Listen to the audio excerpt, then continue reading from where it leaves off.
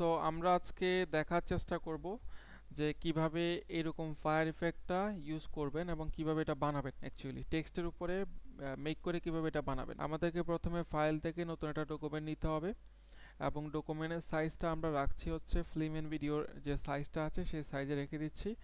রেজুলেশনটা আমরা বাড়িয়ে নিচ্ছি 150 অ্যান্ড দেন ক্রিয়েট। প্রথমে আমাদের ফায়ার ইফেক্ট ক্রিয়েট করার জন্য হরিজন্টাল টাইপ টুল থেকে একটা টেক্সট নিতে হবে। যে কোনো নাম আপনি দিতে পারেন টেক্সটের। আমি এখানে বোল্ড নিয়ে শুধু টেক্সট লিখে দিলাম এবং এটার সাইজটাও আর্টবোর্ডের সাইজে মোটামুটি মিনিমাম রেঞ্জে আপনি নিয়ে আসবেন, মানে বড় ছোট করে। এটার আমি এখানে ইউজ করেছি মাইরিট প্রো এবং বোল্ড, সাথে হচ্ছে 250% মানে বড় করেছি আমি এবং এটাকে শার্প করে দিয়েছি। কালারটা অবশ্যই ব্ল্যাক কালার নিতে হবে। তো নিয়ে আমরা ওকে প্রেস করলাম। এখন এখানে আমরা যেটা করব, এটা আছে কি ফরম্যাটে, আমাদের টেক্সট ফরম্যাটে। এটাকে করতে হবে শেপ ফরম্যাট। তো সেক্ষেত্রে আমরা মাউসের লেফট বাটনে ক্লিক করে বলবো যে কনভার্ট টু স্মার্ট অবজেক্ট।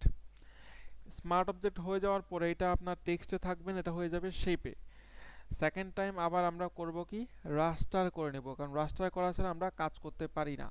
সেক্ষেত্রে রাস্টার লেয়ার করে নিলাম এবং এটা করার পর এটা টেক্সটে নেই, এটা কি আসছে, শেপে চলে আসছে। এখন আমাদের প্যাতে চলে যেতে হবে। এখানে আমরা প্যাতে যাওয়ার আগে প্রথমে যেটা করব, এই টেক্সট লেয়ারটাকে কন্ট্রোল চেপে এখানে একটা ক্লিক করলে কিন্তু এটা সিলেক্ট হয়ে যাবে। অথবা আপনি আরেকটা কাজ করতে পারেন যে আপনার এখান থেকে সিলেক্টে গিয়ে আপনি কালার রেঞ্জ এখানে আপনি ক্লিক করতে পারেন এবং এখান থেকে আপনি ব্ল্যাক কালারটাকে ক্লিক করে দিতে পারেন, তাহলে সে সিলেক্ট করে নেবে অটোমেটিক্যালি। সো ওকে দিব, সিলেক্টেড হয়ে গেছে আমার টেক্সট। এখন আমরা সরাসরি লেয়ার থেকে প্যাতে চলে আসব। প্যাতে এখন কোনো কিছু নেই, আমরা এখানে ক্রিয়েট করব। তাহলে এই ছোট অপশনটাতে আমরা একটা ক্লিক করলাম এবং এখান থেকে বললাম মেক উইথ প্যাথ।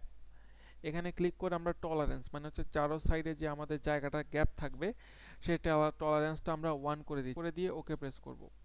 তাহলে এটা পুরোটা সিলেক্ট হয়ে যাচ্ছে। এখন লেয়ারে চলে আসেন, আপনি ফিল্টারে যাব, এরপরে রেন্ডার ফ্লাম, এখানে একটা ক্লিক করব। তাহলে এখানে ওয়ার্নিং দিবে যে আমার not longer than 3000 pixels. So আমাকে এখানে 3000 পিক্সেলসের উপরে যে প্যাথ আছে সেটা ট্রাই করছে বোঝানোর, বাট আমি এখানে স্কিপ করে ওকে দিয়ে দিচ্ছি।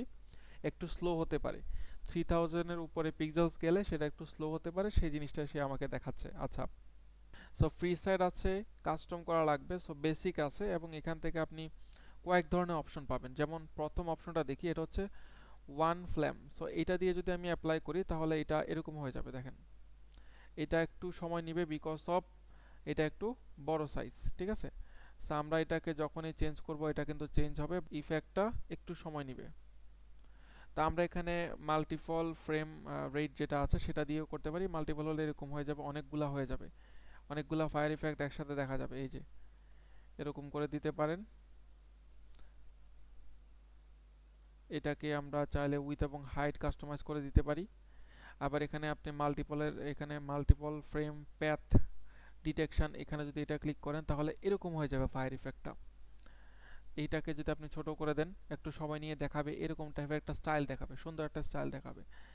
And multiple frame various angle, বিভিন্ন অ্যাঙ্গেল থেকে আপনার ফায়ার ইফেক্টটা হবে, সেক্ষেত্রে আপনি এটা ইউজ করতে পারেন। এটার লেন্থ হচ্ছে যে আপনি যখন বাড়িয়ে দিবেন ফায়ার ইফেক্টটা উপরের দিকে উঠতে থাকবে। হ্যাঁ, আর এই উইথ হচ্ছে যে আপনার উইথ হবে এবং হাইট হচ্ছে অ্যাঙ্গেল হচ্ছে যে বিভিন্ন অ্যাঙ্গেলে আপনি দিতে পারেন। আমি যদি উইথটা দিই তাহলে উইথটার পরিমাণটা বেশি বেড়ে গেল, মানে হচ্ছে চওড়াটা আপনার বেড়ে যাচ্ছে। এর পাশাপাশি এখানে ইন্টারভেল আপনি দেখতে পাচ্ছেন, এটাকে যদি বাড়িয়ে দেই এটা কমে যাবে, ফ্লামের রেটটা কমে যাবে। যত বাড়ায় দিবেন তত কিন্তু কমে যাবে, যত বাড়ায় দিব মানে কমায় দিব তত বেড়ে যাবে। ওকে, তো এই অবস্থায় আমি যদি ওকে দেই, একটু সময় নিয়ে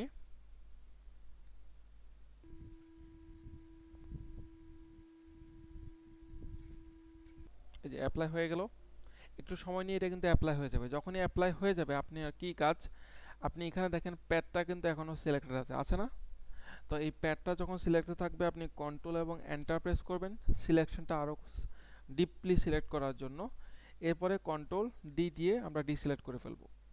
এখন আমাদেরকে এই ব্ল্যাক শেপের এটা হাইড করতে হবে, সেই ক্ষেত্রে আমরা কি করব, আমাদের এই ব্ল্যাক শেপ যেটা আছে সেটাকে আমরা হাইড করব। এই জন্য আমরা একটা কি করব, নতুন একটা লেয়ার না নিয়ে সরাসরি এখান থেকে সলিড কালারে যাব এবং ব্ল্যাক কালার দিব, ওকে দিব এবং ব্ল্যাক কালারটাকে নিচে নামাই নিব। তাহলে দেখবেন যে টেক্সটে আমাদের ফায়ার ইফেক্টটা অলরেডি চলে আসছে।